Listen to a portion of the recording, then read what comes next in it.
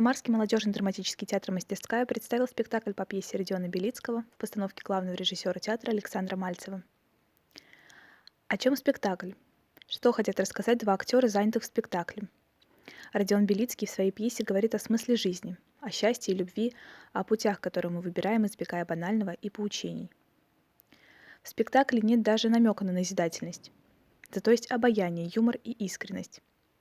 Образы, показанные Андреем Галкиным и Кириллом Шевыревым, до боли знакомы. Друзья детства встретились после долгой разлуки. Вспоминают прошлое, курьезные события, школьную жизнь, первую любовь, студенчество и взрослую жизнь. С той лишь разницей, что одного из друзей уже нет в живых. Он погиб из-за пагубного пристрастия к наркотикам. Уйдя в вечность, он сожалеет о своих ошибках, о том, что заставил страдать своих близких. В спектакле никто никого не воспитывает, не произносит заезженных высокопарных фраз. Это разговор о том, как важно вовремя остановиться, поговорить по душам. Ведь кажется, что впереди еще много времени и возможностей, что все еще успеется. Но всего 1 минута может решить все. И жизнь оборвется за чашечкой чая. Девками к нам на юга приехали, да? Девки, это дело хорошее.